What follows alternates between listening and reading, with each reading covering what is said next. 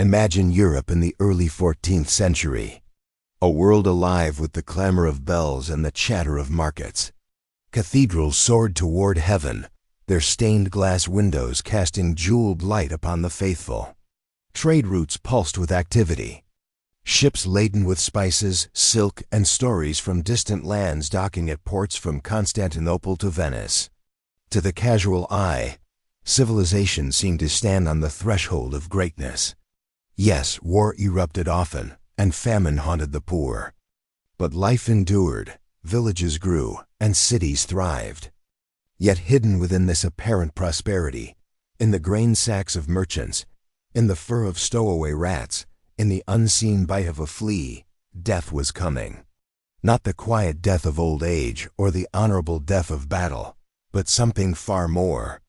Ruthless a death that would not be bargained with, that could sweep away entire families before the week was done. It began, as it so often does, with rumors. A whisper carried on the lips of sailors of strange sickness in the east. At first, the tales were dismissed. Sailors always brought strange stories, of lands where the sun burned the skin black, of beasts with faces half human, of seas filled with monsters. But then the whispers turned into accounts too consistent to ignore.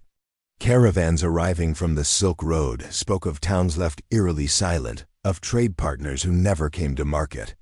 In distant Kaffa, a bustling Genoese trading colony on the shores of the Black Sea, stories circulated of corpses piling high by the city walls, of an invisible plague stalking both rich and poor alike. No one in Europe yet grasped the scale of what was to come. The people had seen hunger before. They had seen war and pestilence. Disease was a familiar guest in every century. Smallpox scarred faces. Leprosy banished the afflicted to lonely colonies beyond the town gates. Yet this was different. This was not a malady that clung for years or decades. This was death with a swiftness that made the strongest men tremble. One could go to bed healthy and by dawn be groaning in fever, skin blotched, body oozing with boils. Priests, physicians, scholars, none could explain it. And as the news traveled westward, it carried not only dread but also denial. Surely, it was said, such things belonged to far-off lands. Surely, God would not allow his faithful Europe to fall under such a curse. But ships do not respect hope. Ships do not carry faith as cargo. They carry men, animals, and goods. And with them, they carried fleas. The rats scuttling through barrels of grain in the holds bore upon their bodies the unseen enemy, Yersinia pestis, though no man would name it as such for centuries yet. When the first galleys, weary from the east, limped into Sicilian ports in 1347, the sailors staggered ashore not with the strength of men returned home, but as specters of death. Some collapsed on the docks, others within the alleys of Messina, their bodies broken, their lives extinguished within days. And so Europe's dance with death began. Picture the harbor of Messina that autumn. The cries of dockhands rose into the salt-stung air as ropes were cast, anchors lowered, and goods unloaded. Yet instead of the usual greetings, townsfolk stepped back in horror. The sailors were gaunt, feverish, their flesh mottled with dark swellings. Some already lay lifeless on the decks, their eyes staring blankly toward heaven. Within hours, the city began to change. A merchant's wife felt a sudden fever. A child once laughing now groaned in his bed. Death moved with an invisible swiftness, striking like a thief in the night. It was as though the very air had soured, as though unseen demons crept into every breath. Soon, bells tolled without ceasing. At first, they rang in mourning for the dead, but before long they seemed to toll simply because death had become a constant, a rhythm to life itself. The priests hurried to administer last rites, yet even they fell victim, their holy words cut short by their own rattling coughs. Graves filled, then overflowed. And in the crowded streets, panic spread faster than the sickness itself. Word of Messina's curse traveled swiftly along Europe's arteries of trade. Genoa, Pisa, Venice, one by one, they became engulfed. And as each city fell, fear galloped ahead of the disease, reaching towns not yet touched. To some, the rumors seemed unbelievable exaggerations, tales concocted to frighten children or to explain the wrath of heaven. But for others, the whispers confirmed their worst fears, that judgment was coming, that the world itself might be ending. Imagine standing in a bustling medieval square on the cusp of this catastrophe. Market stalls groaned under the weight of fresh bread, spices, and woolen cloth. Minstrels strummed their lutes, children darted between legs, chasing dogs. And yet, at the edge of the crowd, a traveler's voice carried, "The sickness has come. In Messina, they die like flies. The streets are empty, but for the carts of the dead." How would you react? Would you laugh nervously, assuring yourself it was far away? Or would you feel that cold grip of dread curling inside your stomach, whispering that no wall, no castle, no king could keep death from crossing the sea? And that was the cruel truth. Death was already on its way. In the days ahead, the shadow of plague would stretch across every field and village, every castle and cloister. No rank, no wealth, no piety would grant immunity. For the first time, in living memory, all Europe would learn the meaning of helplessness. Even the bravest knights, even the most powerful lords, would face the same fate as the lowest beggar. This was no ordinary sickness. This was the beginning of the Black Death. Long before the plague ships glided into the harbors of Europe, the seeds of death had already been sown far away, in lands most Europeans knew only from whispers and maps etched with myth. To understand how the Black Death reached Europe, one must trace the web of trade and conquest that bound east to west in the 14th century, a network of caravans, markets, and ports through which not only silks and spices traveled, but also the unseen passengers of doom. The story begins in the vast steppes of Central Asia. Here, in the grasslands where nomads roamed and their herds grazed, the plague bacterium found its ancient reservoir in wild rodents, marmots, gerbils, and their kin. For centuries, these creatures had carried the disease silently, outbreaks flaring among them from time to time. Fleas, feeding upon their blood, became unwitting couriers of infection. When human settlement encroached, when hunters skinned marmots for fur, when merchants camped along caravan routes, the fragile line between animal disease and human catastrophe was crossed. The steppe was the crucible, and from it the disease spread outward like cracks splintering from a shattered piece of glass. By the early 1300s, the Mongol Empire had stitched much of Asia into one continuous expanse of conquest. The so-called Pax Mongolica opened roads that had been perilous for centuries, ensuring caravans could travel from China to the Middle East with relative safety. Spices, silk, paper, porcelain all flowed westward in an unprecedented surge of commerce. But the same networks that carried luxury also carried pestilence. In China, where overpopulation strained food supplies and natural disasters left communities weakened, devastating plague outbreaks erupted. Millions perished. Chroniclers noted entire villages abandoned, and the Yuan dynasty struggled against the dual threat of rebellion and disease.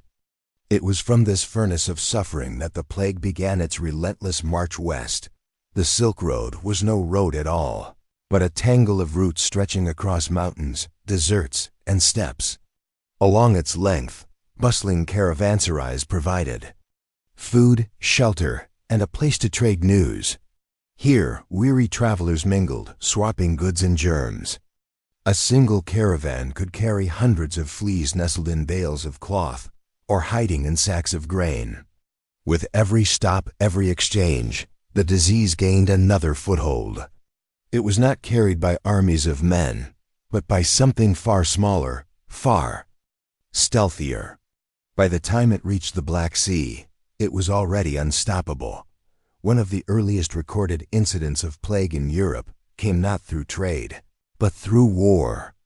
In 1346, The city of Kaffa, modern Feodosia in Crimea, a Genoese trading colony, came under siege by the Mongol Golden Horde. The besiegers, struck down by plague, found their ranks withering. But instead of retreating, they turned their misery into a weapon. Contemporary sources tell a chilling story.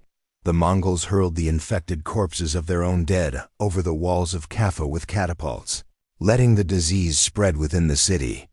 Whether this was truly the first use of biological warfare, or simply an act born of desperation, the effect was devastating. Panic gripped the Genoese inhabitants, and many fled the city by ship, hoping to escape the pestilence. Unknowingly, they carried it with them. These ships, heavy with both cargo and death, made their way back across the Mediterranean. Some limped into Constantinople, where the disease quickly spread through the crowded streets of the Byzantine capital. Others sailed west to Messina, Genoa, and Venice. In every port they touched, the plague leapt ashore, transmitted first among sailors and dockworkers, then among families, priests, merchants, and nobles. From there it spread inland along the arteries of trade, following rivers and roads, creeping. With eerie inevitability from one town to the next dot, it is important to understand what Europeans thought of these origins at the time. Few could comprehend the true mechanism. Germs, bacteria, and vectors were unknown concepts. To most, plague was a punishment from God, a miasma of foul air rising from swamps, or perhaps an alignment of the stars that poisoned the earth. Physicians consulted astrology, burned incense, and prescribed bloodletting. Some believed earthquakes had released poisonous vapors from the ground. Others pointed to the corruption of sin, insisting that the moral decay of Christendom had brought divine wrath. In truth, the answer was far more mundane and far more horrifying. It was not sin nor stars that brought the plague, but fleas carried by rats, invisible enemies in the very fabric of daily life. The irony was cruel. Europe's prosperity helped pave the way for its undoing. The surge of commerce and urban growth in the 13th and 14th centuries created dense, thriving cities where plague could spread like wildfire. The very ships that enriched kingdoms also became plague arks, their rats scurrying down ropes onto quays, carrying with them the seeds of death. And as merchants and travelers fanned out along roads to Paris, London, and beyond, they unwittingly carried the infection wherever they went. The disease was a hitchhiker, thriving on human ambition and curiosity. By the time the first galleys arrived in Sicilian waters in October 1347, the Black Death had already carved a path of devastation. From Asia to the Middle East, Syria, Persia, Egypt, all had felt its cruel touch. In Cairo, tens of thousands perished in a matter of weeks. Damascus was said to have lost entire neighborhoods in the blink of an eye. Yet still the caravans rolled, the ships sailed, and the plague rode with them. There was no wall high enough, no moat wide enough, to stop its advance. It is difficult for us, with modern knowledge, to imagine the terrifying mystery of those first months. Imagine a man watching his friends and neighbors collapse, not knowing that the flea bite on his ankle carried a death sentence. Imagine a priest searching scripture for answers as corpses piled in the streets, never suspecting that the real answer was scurrying in the shadows, gnawing on the city's grain stores. The people of the 14th century lived in a world shaped by faith and superstition, and into this fragile fabric came a disease utterly indifferent to prayer or penance. Thus the stage was set. Europe stood unsuspecting, cities thriving, faith unshaken, when the plague burst forth from the east like a storm rolling over the horizon. It did not arrive as a whisper any longer, but as a roar. And once it landed, it would not leave for years. The shadow had not only approached, it had entered the heart of Christendom. The first moments of the plague's arrival in Europe were not explosions of chaos, but tremor shudders in the daily rhythm of life that quickly escalated into a storm. It began in the port cities, where the sea was both a lifeline and a curse. Messina, Genoa, Venice, names that once signified prosperity and commerce, became synonymous with terror. Imagine Messina in October 1347. The harbor was alive with the usual chorus of shouts and creaking wood. Sailors throwing lines ashore, merchants preparing to unload the wealth of the East. The townsfolk gathered in curiosity, expecting spices, silks, and exotic goods. Instead, they witnessed a nightmare. The sailors staggering off the gangplanks were not men eager for rest, but hollow-eyed figures, fevered, coughing, their bodies riddled with strange swellings the size of apples beneath their arms and in their groins. Some collapsed before they reached the docks. Others wandered into the city and died within days. The authorities, horrified, tried to drive the ships back out to sea, but it was too late. The contagion had already leapt ashore, carried not only in the bodies of the sick, but also in the rats that scurried unseen down the mooring ropes. The disease required no permission to enter. It slipped quietly into the veins of the city. Within weeks, Messina was transformed. The bustling markets fell silent, the smell of roasting meats and fresh bread replaced by the stench of decay. Priests hurried from house to house, administering last rites until they themselves fell ill. Families whispered of neighbors who had gone to bed laughing one night and were carried out on a bier the next morning. The bells tolled so frequently they seemed less a call to mourning than the very heartbeat of the city, a grim rhythm reminding all that no one was safe. From Messina, the pestilence spread like a fire leaping from house to house in a windstorm. Ships sailed north to Genoa and Venice, where they docked in cities even more crowded, more vibrant, more vulnerable. In Venice, with its dense web of canals and markets thronging with merchants from across the Mediterranean, the plague found fertile ground. Within days of the first cases, entire households fell silent, their windows shuttered, their doors marked with chalk or paint to warn others of death within. The gondolas that once carried lovers and nobles now bore the dead to hurriedly dug. Graves on nearby islands. Genoa, too, fell quickly. Its narrow alleys, already dark and damp, became death traps.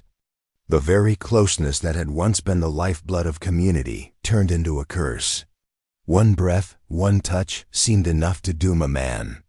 Chroniclers speak of people dropping dead in the streets, their bodies left for days until carts could carry them away. And yet, despite the horror, life had to go on. Bakers still needed bread until their hands blackened and stiffened. Mothers still nursed infants, even as the buboes swelled on their own flesh. The line between life and death grew so thin that it seemed to snap without warning.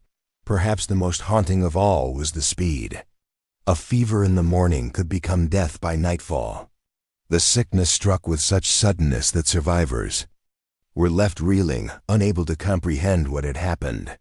One merchant described it as if the city had been struck by the scythe of death itself, felling men like ripe wheat.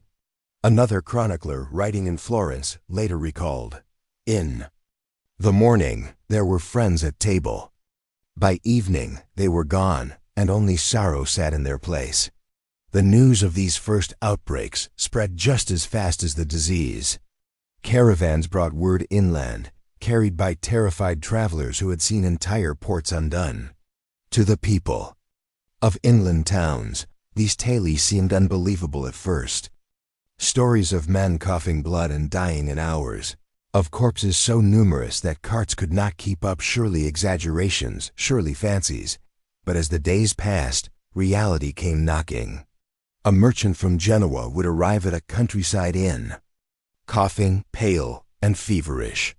A peddler carrying fabrics would stop at a market, selling cloth that carried not just color but contagion. Within weeks, the rumors proved true.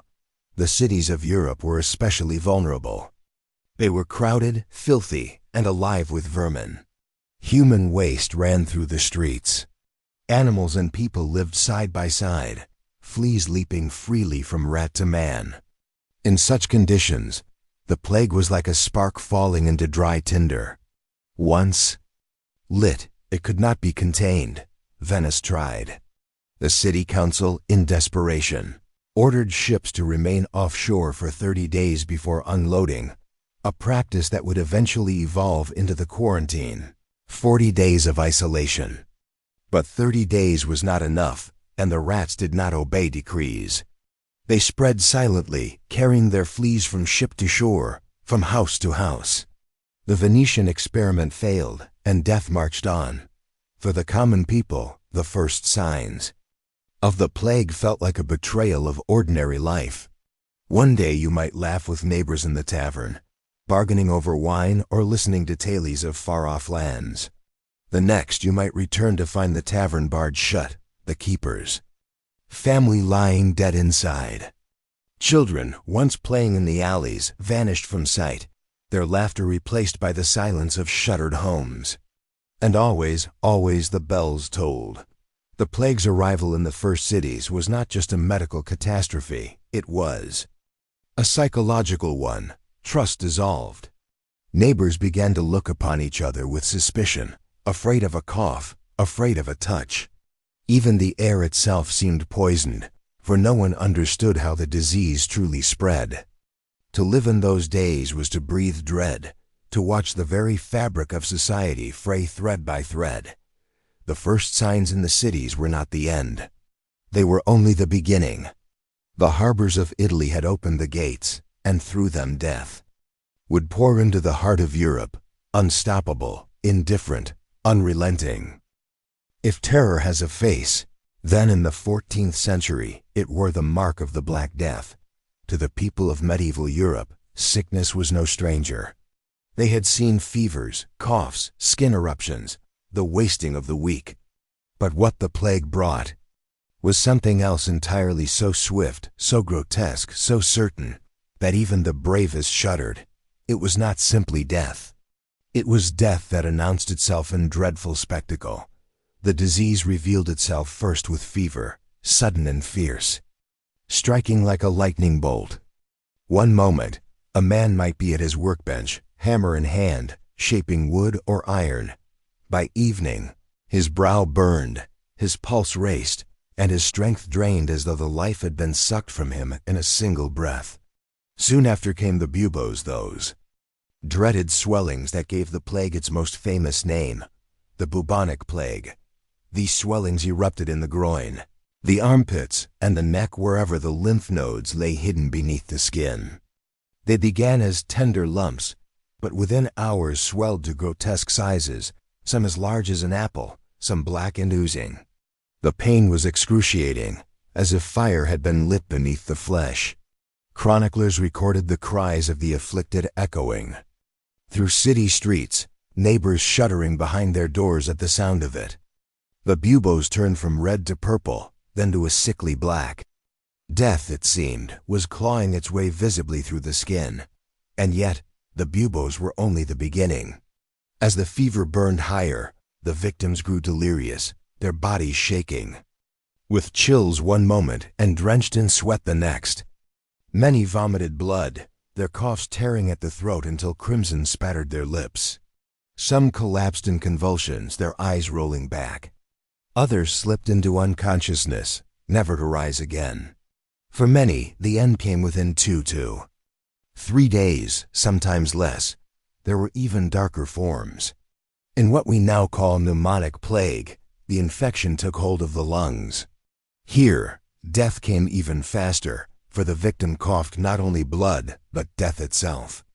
Each breath, each word, became a weapon, hurling the disease into the air.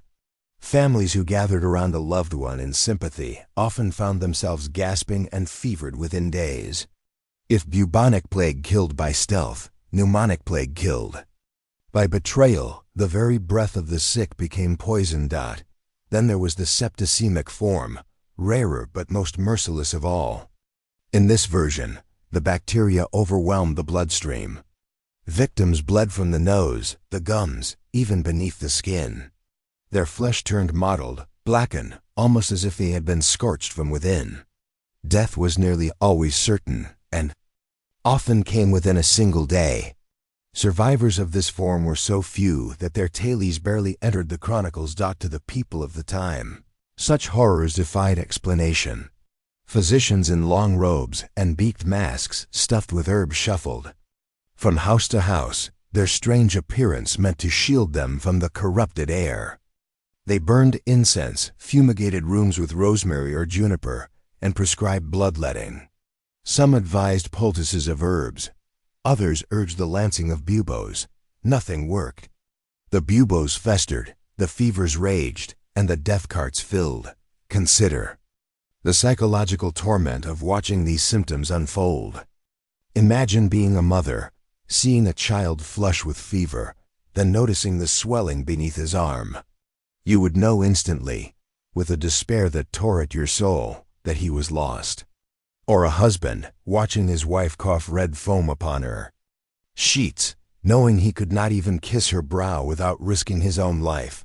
The symptoms were not just signs of sickness. They were pronouncements of doom. Chroniclers, too, were scarred by what they saw.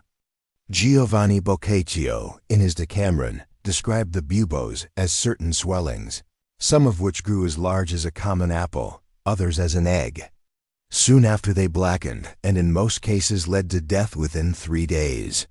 Another Florentine observer recalled how blood poured from the nose, a sure sign of death. The symptoms themselves became omens, signs that tore away hope before life had even left the body. And yet, even as people recoiled, they could not look away. The plague branded its victims in ways impossible to hide. The swellings were visible, the coughs unmistakable. To walk the streets of a stricken city was to see death written on human faces, the flushed cheeks, the glazed eyes, the trembling limbs, the swollen buboes pressing against garments. Every passerby might be tomorrow's corpse. The cruelest irony was how arbitrary it seemed. A man could share bread with his neighbor at noon, laugh together, speak of business or family, and by sunset one of them might be dying, his body twisted in fever. Some even spoke of death striking in an instant, of men dropping in the streets without warning. Of course, many symptoms unfolded over days, but to those who lived through it, the speed was indistinguishable from suddenness.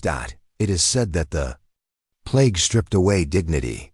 People who once took pride in clean garments and social decorum found themselves bedridden, covered in sweat, pus, and blood. The swelling of the buboes often tore the skin, oozing foul-smelling discharge. Caregivers recoiled, many fled. To fall sick was to be abandoned, shut away behind bolted doors, or left in the street until the death cart collected the body. The symptoms did not just kill. They isolated. What must it have been like to live in a world where the sight of a neighbor's swollen neck or bloodied lips could chill your bones? To watch a city slowly turn into a theater of suffering, every alley echoing with coughs and moans? The symptoms of the Black Death were not hidden. They were loud, grotesque, undeniable. And they served as a constant reminder. Death was everywhere, and it came dressed in horror. The plague's cruelty lay in its certainty. Once the signs appeared, few recovered. To discover a bubo on your flesh was to feel the cold hand of fate upon your shoulder. To cough blood was to hear your own death sentence. Even the bravest knights, the holiest priests, the wealthiest merchants all trembled at the sight of the symptoms. For no sword, no prayer, no fortune could turn them aside. This was how the plague announced itself, not quietly, not gently, but with fevers, swellings, bleeding, and blackened flesh. It was a grim parade, a spectacle of suffering that marched through every city, every village. And as the symptoms spread, so too did the madness and despair. For if such horrors could strike anyone, what hope remained? If the symptoms of the Black Death ravaged the body, what followed tore apart the soul of medieval society. Death was not merely a visitor, it became the ruler of every town, every household, every breath of air. The arrival of the plague did not only kill, it unmade the bonds that held people together. Fear turned neighbor against neighbor. family against family, and the familiar order of life crumbled into something unrecognizable. At first, people tried to cling to normalcy. The bells rang for mass, the markets opened, guilds met to set the price of cloth or bread. But as the dead multiplied, the rhythm of ordinary life collapsed. Streets once filled with hawkers shouting their wares now echoed only with the slow creak of death carts. Schools shut their doors, for no master dared teach and no parent dared send a child. The baker's oven grew cold, the butcher's stall empty, the tavern silent. The very institutions that made up the heartbeat of the medieval city fell still. One by one, most devastating of all was the collapse of family bonds. It is one thing to fear an enemy on the battlefield, another to fear the flesh of those you love most. Parents, desperate to protect themselves, abandoned children writhing with fever. Children, terrified, slipped away from their parents' bedsides, leaving them to die alone. Husbands deserted wives, wives abandoned husbands.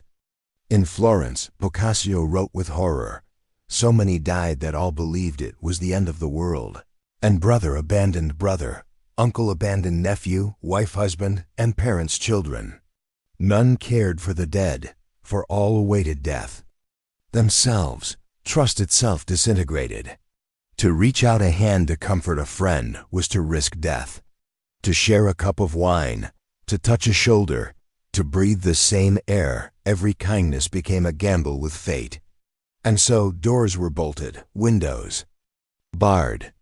The sick were left to die alone, locked inside their homes, their moans drifting out into the night air while neighbors crossed the street to avoid the sound.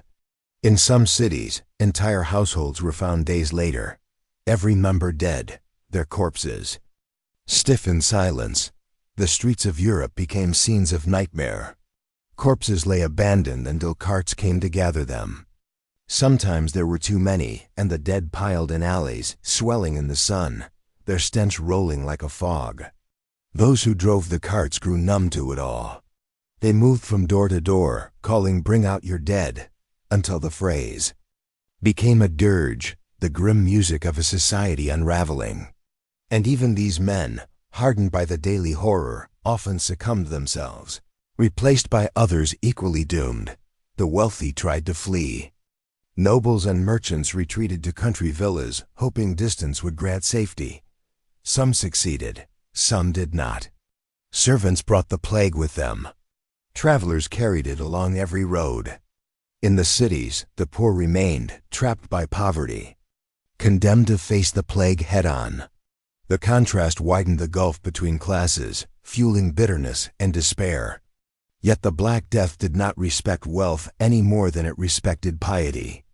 In time, the manor and the hovel alike felt the plague's hand. Amid this chaos, desperation took many forms.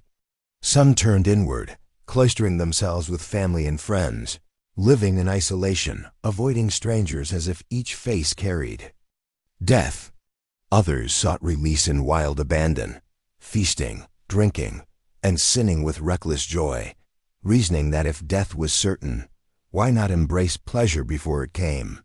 Taverns filled with the sound of laughter and sobbing, drunken songs, mixed with the tolling of bells.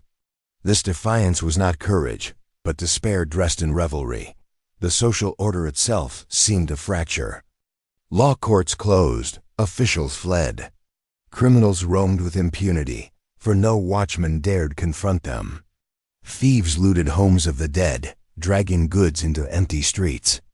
Sometimes even the living were plundered before their final breath had left their lips. Priests and nuns, once the pillars of comfort, fell by the thousands, leaving towns without shepherds of the soul. Some clergy abandoned their posts entirely, retreating in terror, while others worked themselves to death, carrying out burials until their own bodies joined the piles they tried to bless. And yet, amid the chaos, there were glimpses of extraordinary humanity. Some neighbors, against all fear, chose to care for the sick, knowing they too would likely die. Mothers still clutched their fevered children, unwilling to abandon them even when hope was gone. Monks and nuns buried strangers, prayed for the dead, and sang hymns while their own throats burned with fever. These acts of courage shone like sparks in a darkness so deep it seemed endless. But for every spark, there were countless shadows. Fear gnawed at the mind. In villages untouched, people lived in dread, waiting for the plague to arrive, jumping at every cough, shunning travelers as if they carried demons. In towns already stricken, silence fell over once bustling streets, broken only by the sobs of mourners or the rattling wheels of carts. The human voice itself became strange whispers replaced laughter. Screams replaced song. Perhaps the cruelest transformation was how the plague stripped away ritual. Death had once been a sacred passage, marked by prayers, vigils, and burial rites. Now there was no time. Bodies were tossed into pits, one atop another, without ceremony, without farewell. The mourning of centuries collapsed into a single word: survival. And even that was uncertain. That society was unraveling, thread by thread. The plague was not just killing bodies, it was eroding the very fabric of community, trust, and love. People no longer saw neighbors, friends, or family in each other's faces. They saw only danger, only contagion, only death. And in that collapse, medieval Europe began to look less like a world of order and faith, and more like a stage for chaos where the strongest instinct was not love of God or kin, but the desperate, clawing will to live another day. For centuries, the medieval church had been the bedrock of European life. Its spires dominated the skyline of every city. Its bells called the faithful to prayer. Its priests guided souls from cradle to grave. Faith was not merely a private matter, but the very framework of existence. Every birth was baptized, every sin confessed, every death sanctified. When famine struck, people prayed. When war raged, they prayed. When sickness spread, they prayed. The church was the bridge between heaven and earth, a fortress against chaos. But in the age of the Black Death, even that fortress began to crumble. The plague descended with such ferocity that the very rituals of faith collapsed under its weight. Priests hurried from house to house, clutching crucifixes, murmuring last rites over the fevered and dying. But so many perished so quickly that priests themselves became overwhelmed. They laid hands upon the sick, anointed them, whispered the words of salvation, only to stagger into their own beds within days, stricken with the same fever. Entire parishes were left without clergy, their bells silent, their altars abandoned. In some towns, the faithful were left to die without confession, without communion, without burial. The most sacred moments of life and death, those passages the church had always controlled, slipped into silence. The cemeteries became unholy grounds of haste. The old traditions of solemn procession, of psalms sung over the body, of candles lit against the darkness, these could not keep pace with the sheer flood of corpses. Instead, carts dumped the dead into pits, priests murmuring hurried blessings over hundreds at a time, if they came at all. Families watched in anguish as their loved ones were heaped with strangers, denied the dignity of a Christian farewell. To many, it seemed not only that their bodies had been abandoned, but their souls as well. This failure shook the foundations of belief. How could a merciful God permit such horror? Why did prayers go unanswered, relics prove powerless, pilgrimages yield no cure? Desperation deepened into doubt. Chroniclers recorded how some mocked the church openly, deriding priests as useless, their prayers as empty words. Others clung to faith with even greater desperation, filling the streets with processions of penitents, barefoot and weeping, crying out for divine forgiveness. It was in this climate that the flagellants rose. They were bands of zealots who roamed from town to town, whipping themselves in public squares, their backs torn bloody as they sang hymns and begged for mercy. To them, the plague was God's punishment for the sins of mankind, and only through suffering could forgiveness be earned. Their processions drew crowds, some in awe, some in fear. People wept, believing that in the flagellant's bloodied flesh they saw a kind of intercession, a sacrifice that might turn God's wrath aside. But the Church saw them as dangerous, for they defied clerical authority, claiming direct communion with God. In time the papacy condemned them, but not before they had left their mark upon a desperate age. The contradictions were everywhere.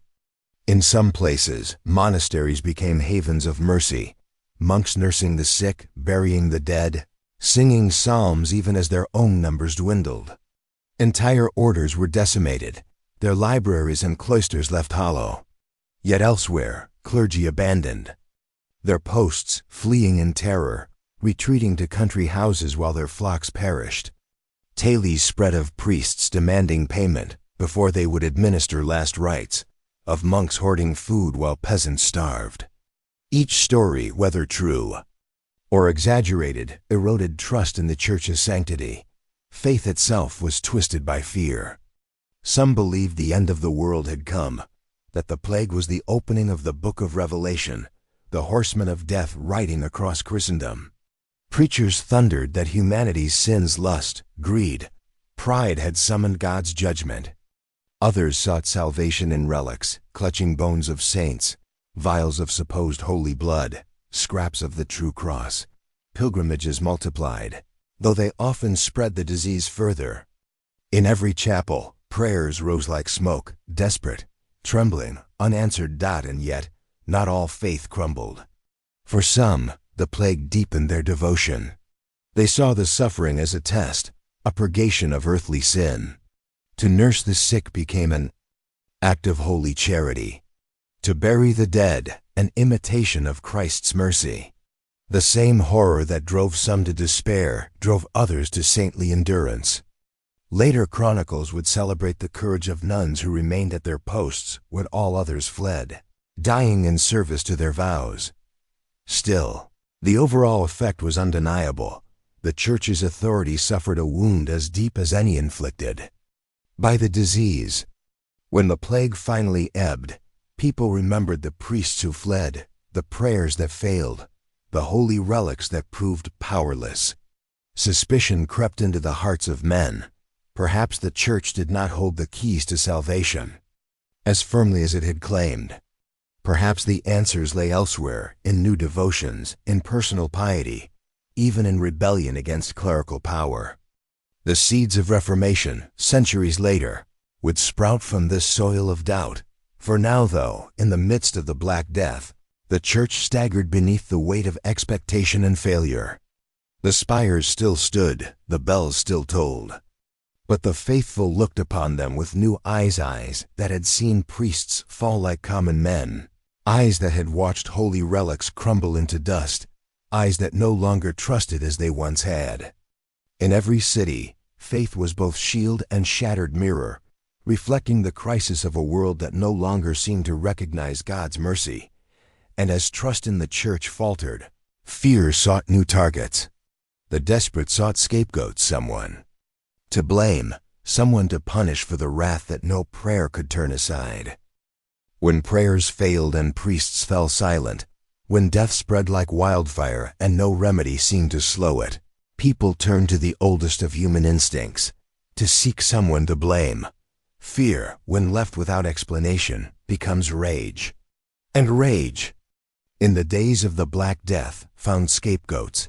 Whispers filled the air, dark and poisonous as the plague itself. If this sickness was God's punishment, why did it fall upon the innocent and the guilty alike? If it was the stars, why could no astrologer predict its coming? If it was the air, why did it strike one house and not the one next to it? In this vacuum of understanding, rumors flourished. Some said it was caused by bad vapors rising from swamps, others that earthquakes had released deadly fumes. But the most dangerous rumor of all was that certain people, outsiders, strangers, the other, had poisoned wells, rivers, or bread, spreading the plague deliberately. The Jewish communities of Europe bore the brunt of this hatred. Jews had long lived as a minority under suspicion, tolerated yet often segregated, sometimes protected by kings, sometimes persecuted by mobs. In times of peace, they were bankers, physicians, merchants, and neighbors. In times of crisis, they became convenient villains. The plague gave fear a face, and in many towns, that face was Jewish. It began with accusations whispered in markets. The Jews poisoned the wells. Stories spread of strange powders being sprinkled into fountains, of secret gatherings where curses were laid upon Christian towns. These rumors grew into certainties, and certainties into violence. In Strasbourg, Basel, Mainz, Cologne, and countless other towns, Jewish communities were attacked, their homes set ablaze, their synagogues desecrated. Men, women, and children were slaughtered, often burned alive in their own houses. Some were dragged into public squares and tortured until they confessed to crimes they had never committed. The plague had made men mad, and in their madness, they turned on their neighbors. One of the most infamous massacres took place in Strasbourg in February 1349. There, as the plague raged, city leaders gathered and declared that Jews were guilty of poisoning wells. Though the plague had not yet even reached the city, panic and envy fanned the flames. On a single day, nearly 2,000 Jews were burned alive in the city's cemetery, their screams rising as prayers to a heaven that seemed deaf. In Basel, an entire Jewish community was herded into a wooden barn and set on fire. Elsewhere, Jews were driven from cities en masse, forced to wander homeless while the plague stalked them, just as it did their persecutors. The horror was not limited to Jews. Lepers, already feared and shunned for their disease, became targets. 2. Rumors claimed they spread the plague deliberately, smearing their sores on doorways or contaminating water. Many were rounded up and executed, their very existence seen as a threat. Foreign travelers, beggars, and even wealthy merchants found themselves accused of witchcraft or conspiracy. In some places, women believed to practice sorcery were tortured and burned, their only crime being that they were different, or that their neighbors needed someone to blame. It is easy for us to look back and judge, to see the madness clearly. But imagine the mind of a father watching his children die, his prayers unanswered, his priests dead, his city filled with corpses. To him, the plague seemed not random but malicious, a curse cast by someone with evil intent. And when others whispered the same, it gave him certainty. In certainty, there is a strange comfort, even if it leads to cruelty. And yet, the scapegoating was not universal. Some rulers, recognizing the value of Jewish communities as financiers and traders, tried to protect them. Pope Clement VI himself issued bulls declaring the Jews innocent, condemning the massacres. He pointed out the obvious: Jews were dying from the plague, just as Christians were, sometimes in greater numbers. But papal decrees could not silence fear. In towns where death carts rolled daily and graves overflowed, words from Avignon mattered little.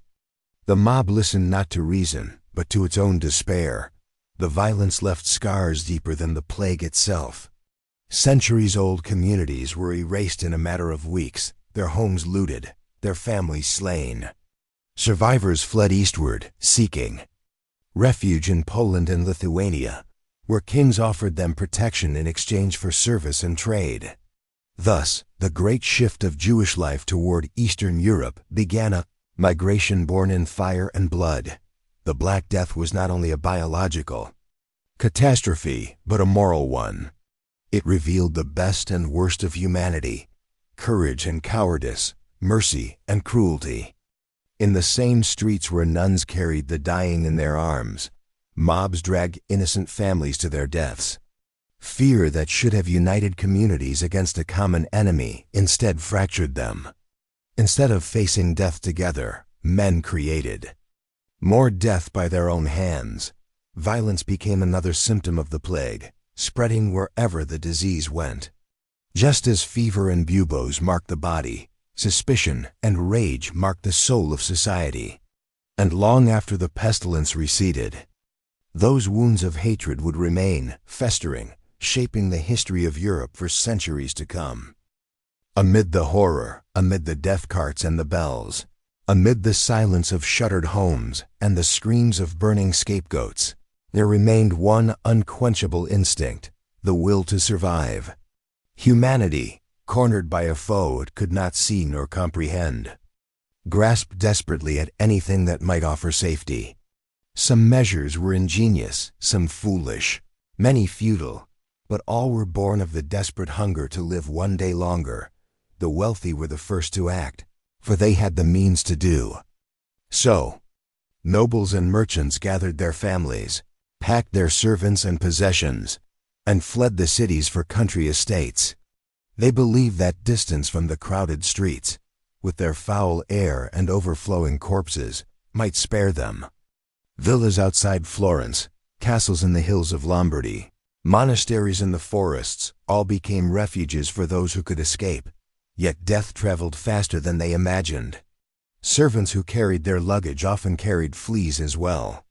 Travelers along the same country roads spread the infection from villa to villa.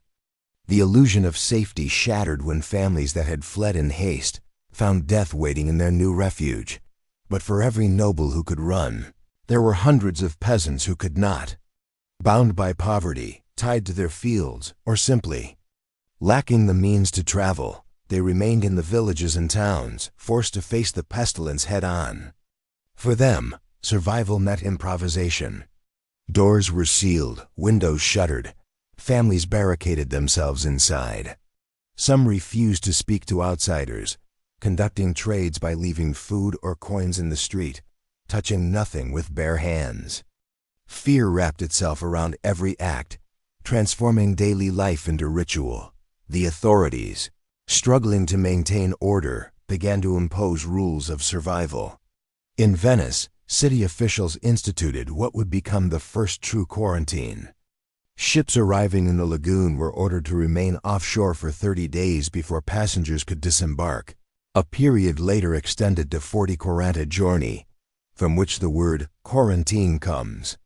Though imperfect, it was a radical recognition that isolation could slow the spread of contagion. In Ragusa, modern Dubrovnik, city councils created plague hospitals outside the city walls, hoping to contain the sick.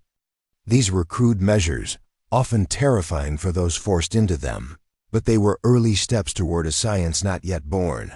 The common folk turned to remedies as old as fear itself. Believing the air was poisoned, they carried pomanders filled with herbs and spices, pressed flowers to their faces, or burned aromatic woods in their homes. Physicians, clad in their infamous beaked masks stuffed with lavender and rosemary, shuffled through the streets, offering prescriptions that mixed faith with folly. Drink vinegar, rub onions on the skin, bleed the body to purge corrupted humors. None of it worked, yet people clung to these rituals with a faith as fierce as any prayer. Superstition ran rampant. Some wore amulets or charms inscribed with holy words. Others painted crosses on their doors, begging divine mercy. Astrologers charted the stars, blaming Saturn and Jupiter for casting pestilence upon the earth.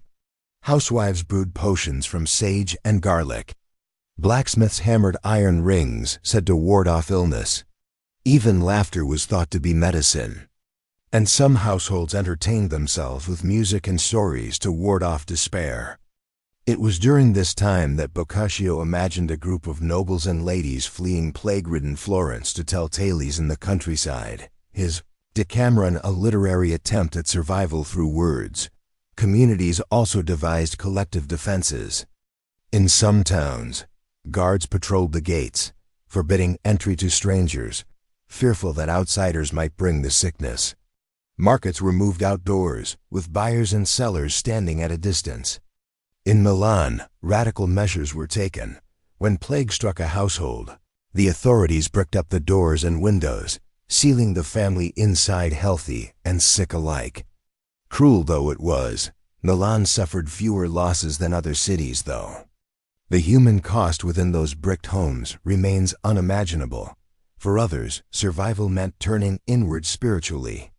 While flagellants scourged themselves in bloody processions, some individuals sought solitude, retreating to hermitages or living alone in the woods, hoping isolation would spare them. Others turned to indulgence, reasoning that if death was inevitable, they might as well drink, feast, and take comfort in earthly pleasures. Taverns in plague-stricken cities sometimes roared with reckless abandon, their patrons gambling with both dice and their lives. Fear also transformed daily interactions. People avoided touching coins, exchanging goods with tongs, or by lowering baskets from windows. In some places, physicians refused to visit the sick in person, shouting instructions from the street below. Families placed their dead outside the door, sometimes with a small sign pleading for burial, too terrified to accompany them to the grave.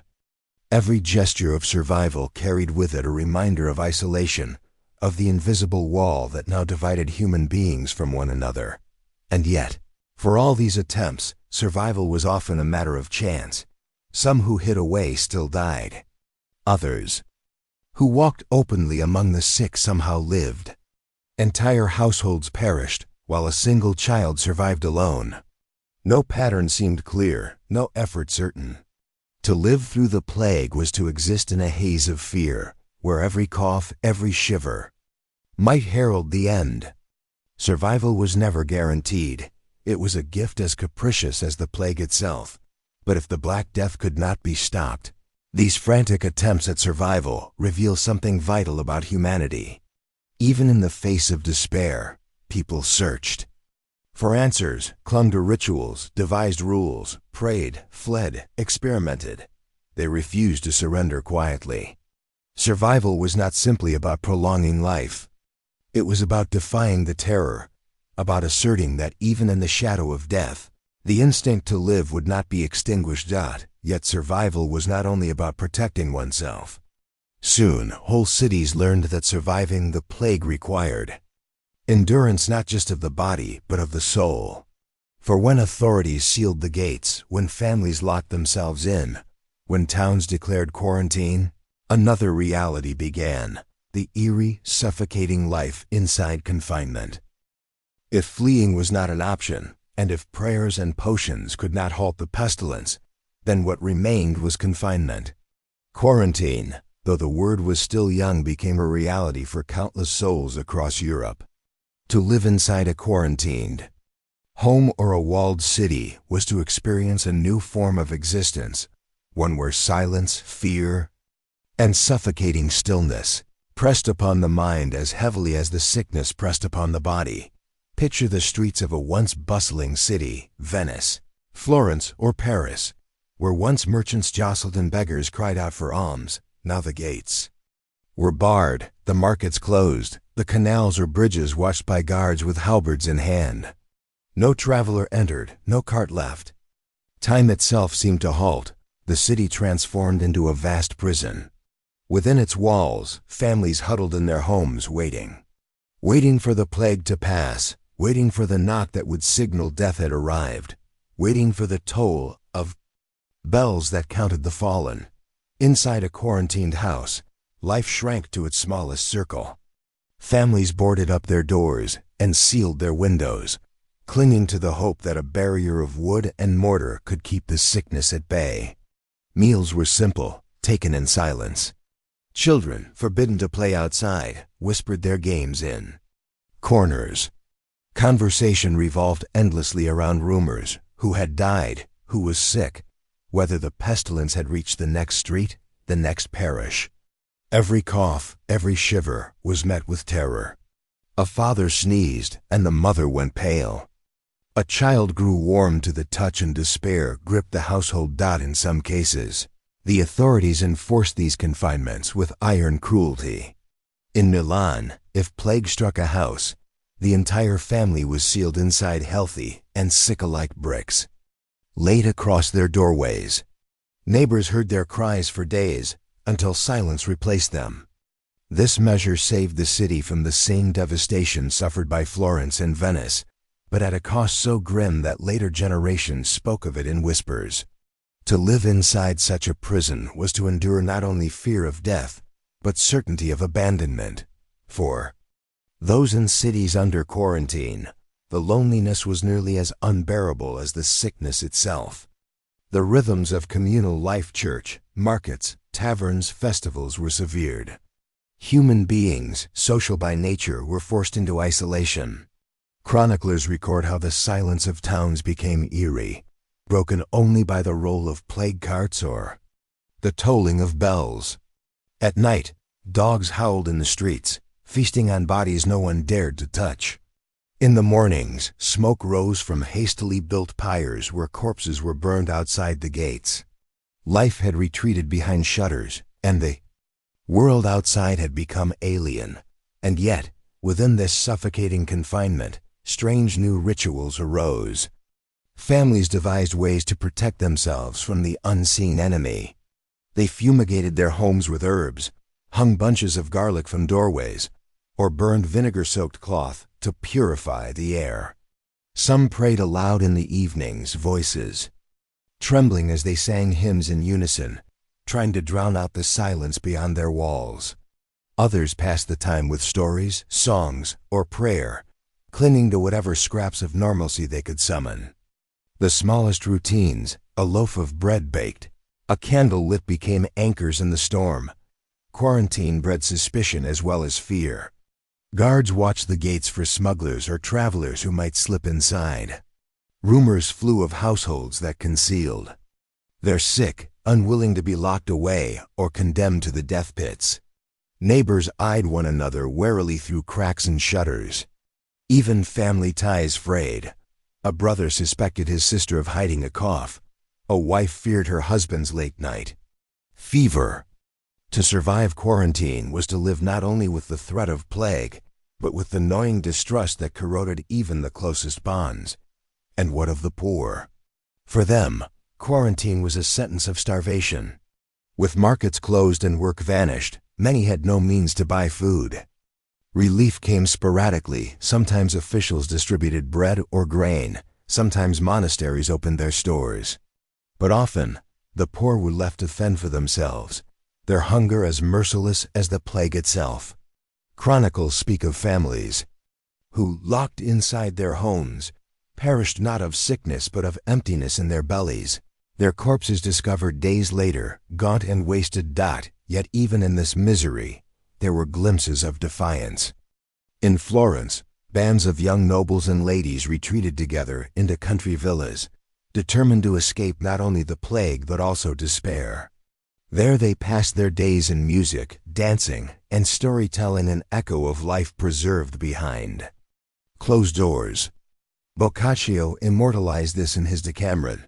A fiction, yes, but one rooted in the real instinct to create islands of joy in a sea of grief.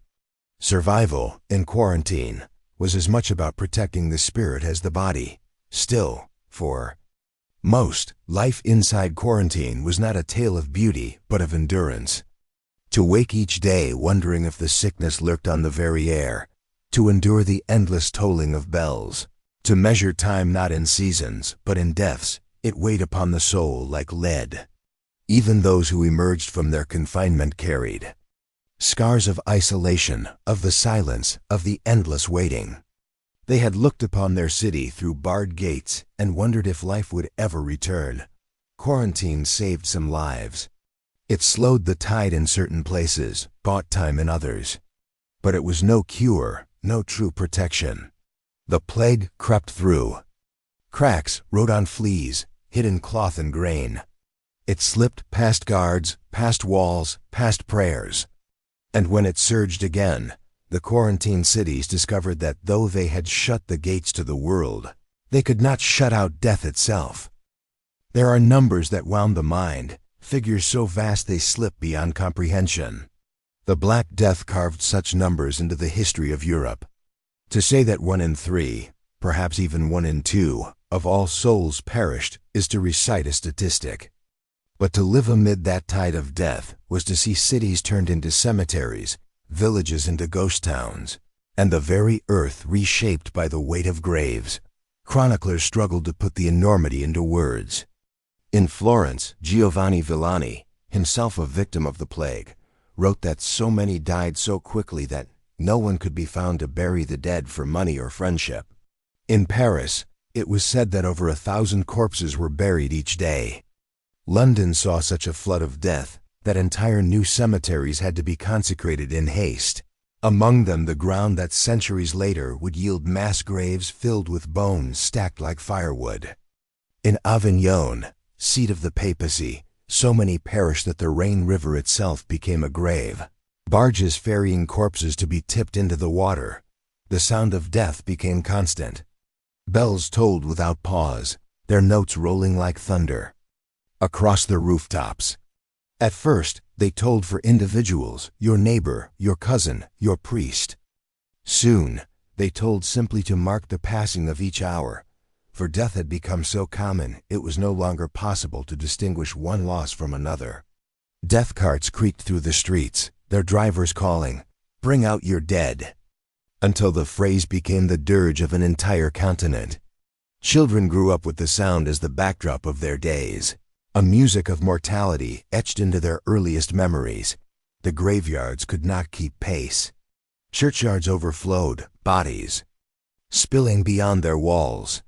The earth was dug and dug again, old graves reopened to make room for new.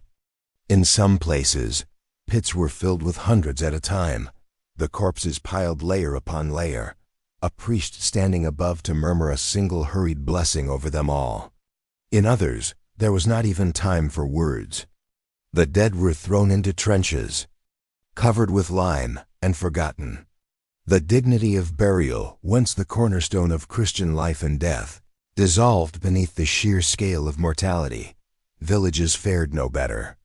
Entire communities were wiped from the map. A plow was left half-drawn in the field, a cottage abandoned with the fire still smoldering in the hearth. Travelers stumbled upon hamlets where not a single voice answered, where only dogs and crows remained to pick at the corpses. Chroniclers described these places as cities of ghosts, where silence hung heavier than any tolling bell. The scale of death was not only physical but psychological. To live through such numbers was to lose one's very sense of the world. When a man lost his wife, his children, his neighbors, his priest, all within a span of weeks, what meaning remained? Many wrote that it seemed as though the last judgment had arrived, that the world itself was ending. And indeed, to walk through a city where half the houses stood empty, where the smell of rot clung to every alley, must have felt like walking through the ruins of creation itself. The randomness of survival deepened the trauma. Why did one family live while the house next door was emptied of all? Why did a child recover while his parents died? Why did a village remain untouched while another vanished in days? No pattern revealed itself. Some claimed divine mercy, others spoke of curses, but the uncertainty gnawed at the mind. Every cough became an omen, every neighbor a possible harbinger of death. The plague not only killed, it haunted the survivors with its capriciousness. Estimates suggest that between 1347 and 1351, Europe lost between 25 and 50 million souls. In England alone, the population fell by nearly half. France, Italy, Spain, Germany, no kingdom escaped. The mortality reached so high that in some places, records ceased entirely. The scribes themselves died, their chronicles cut short mid-sentence, the ink drying on words of despair. And yet, perhaps the most chilling measure of death's scale is found not in numbers, but in the accounts of ordinary people. In Siena, Agnolo di Tura wrote that so many died that all believed it was the end of the world. Father abandoned child, wife husband, one brother the other. For this illness seemed to strike through the breath and sight. And so they died. And none could be found to bury the dead for money or friendship. He confessed that he buried his own 5 children with his own hands, for no one else would help him. Imagine that act, digging the earth for your own flesh and blood, lowering them into the soil, knowing that no priest would speak their names. That was the true measure of the plague scale. Death made intimate, personal, and unbearable. Multiplied across millions of lives, even the animals bore witness. Fields lay untilled, Flocks wandered untended. Herds starved in barns with no hand to feed them. Chroniclers tell of wolves creeping into abandoned villages, of nature reclaiming the spaces of men. It was as if the human world had receded, leaving behind only the bones of what once was civilization. The sheer scale of the black death left a mark that went deeper than the graves. It carved itself into memory, into culture, into the very fabric of Europe. Songs grew darker. Art became obsessed with the dance of death. Chroniclers filled their pages with lamentations. To be alive in that age was to breathe mortality, to count each day as a borrowed gift, to live always with the certainty that the cart might stop at your door next. And yet, somehow, amid the carnage, life did not vanish. Survivors endured, though. Surrounded by emptiness, the continent did not become a graveyard alone, but also a place of transformation, where those who remained would rebuild upon the ruins.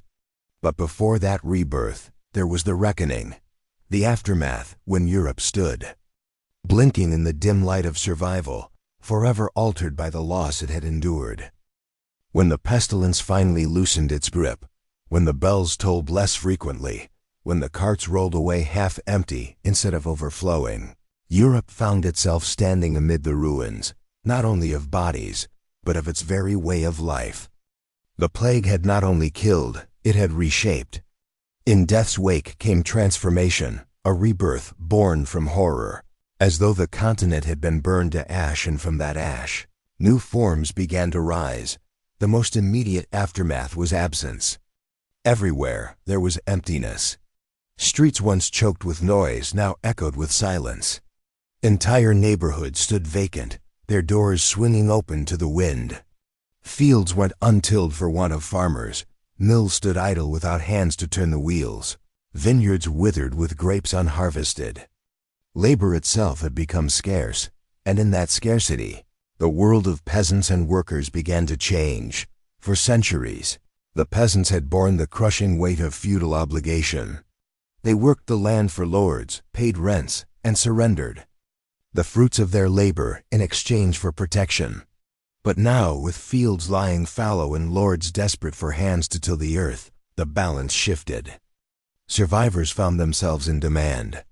Wages rose, sometimes doubling or tripling, for the first time giving peasants bargaining power. A shepherd might move from one manor to another, offering his flock tending for higher pay. A carpenter, once bound by guild or lord, could demand more for his craft. The Black Death, in its cruel arithmetic, had granted the poor a weapon they had never before possessed: choice. This shift rattled the old order. Nobles and landowners, watching their wealth wither, tried to resist. In England, the Statute of Labourers of 1351 attempted to fix wages at pre-plague levels, declaring it unlawful for workers to demand more. But such laws, written in ink, could not erase the reality written in hunger and survival. Peasants defied, moved, bargained, resisted. Decades later, these tensions would erupt in uprisings like the Peasants' Revolt of 1381, fueled by the memory of a world that had changed.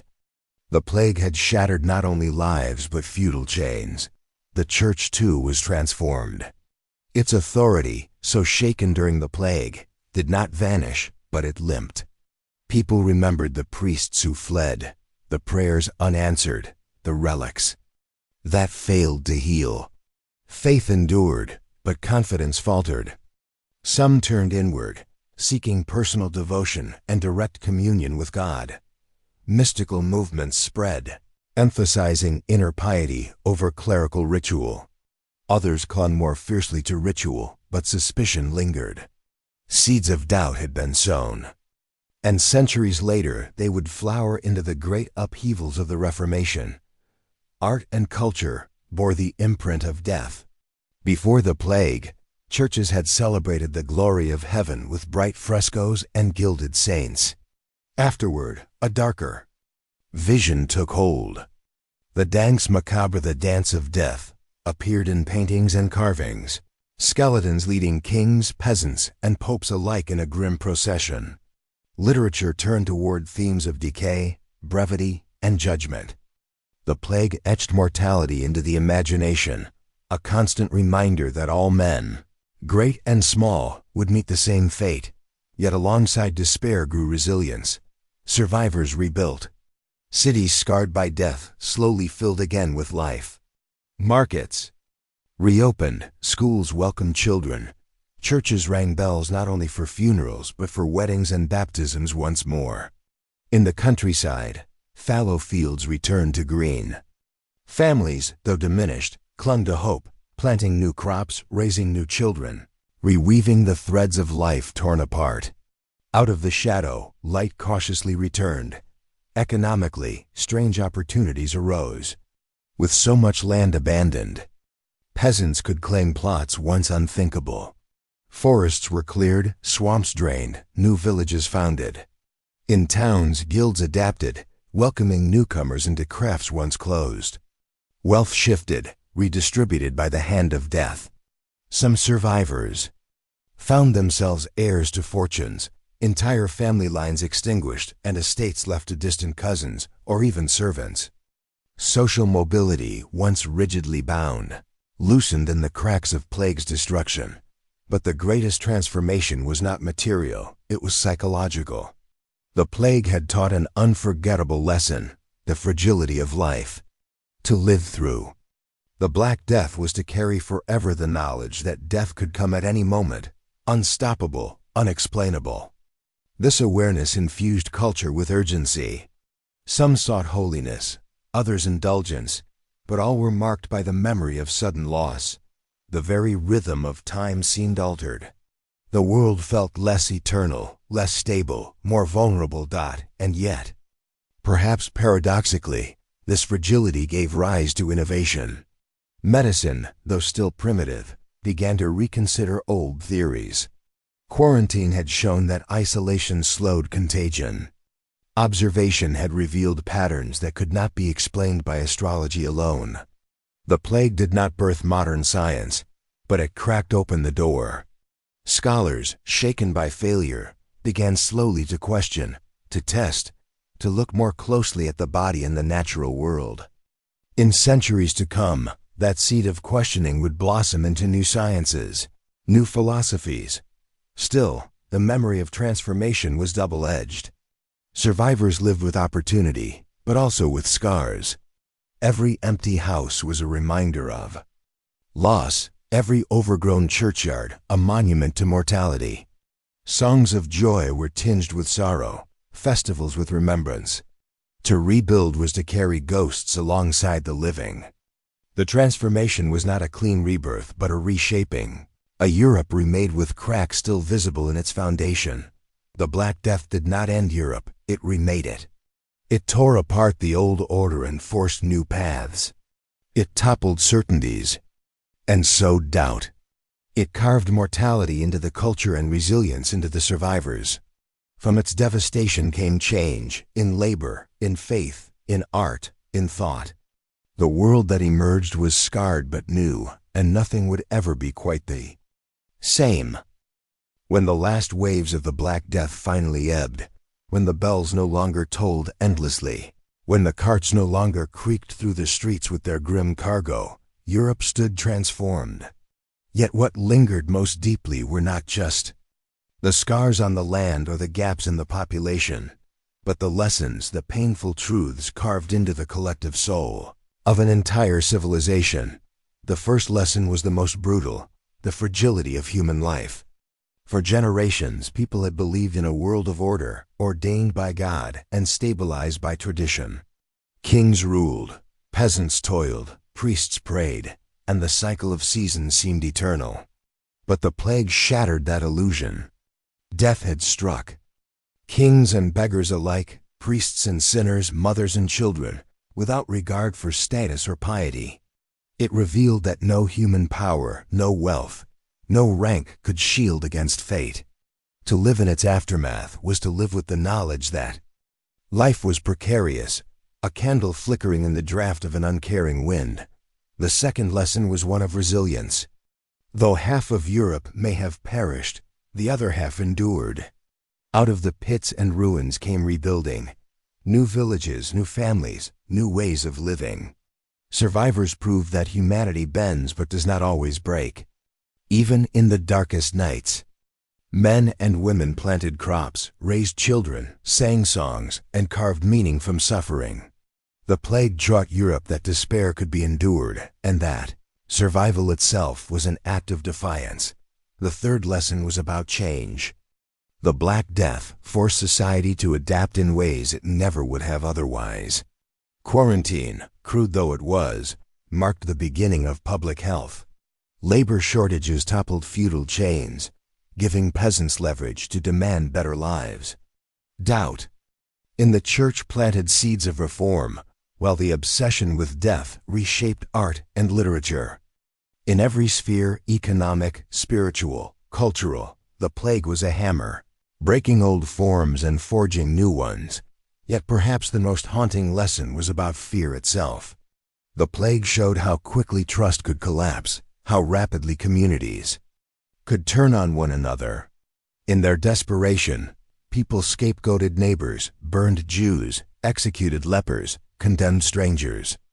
The disease revealed not only the vulnerability of the body, but the vulnerability of the soul, the ease with which fear corrodes compassion.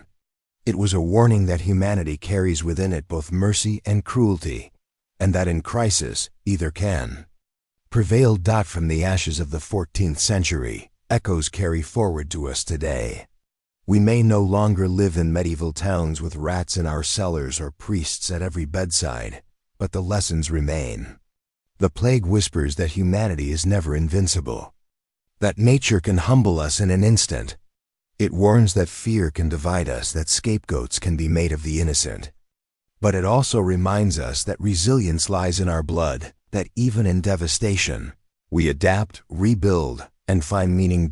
And perhaps the greatest lesson of all is the one etched into every survivor's memory: to cherish life while it burns. For the people who lived through the Black Death, tomorrow was never promised.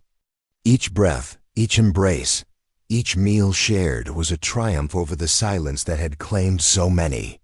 To them, life became sharper, more precious, because death had walked so closely beside them. Centuries have passed, but the shadow of the Black Death still stretches across history.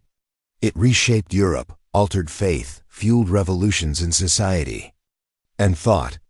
It taught lessons written in suffering, lessons we still heed whenever new plagues or pandemics stir. It is the reminder that civilization is fragile, that compassion must be guarded, and that survival is never to be taken for granted. In the end, the Black Death was more than a plague, it was a teacher. A brutal, merciless teacher whose lessons came at the cost of millions of lives. And though those lives are long gone, the echoes of their suffering remain, shaping the story of who we are, reminding us that out of death can come not only grief, but transformation.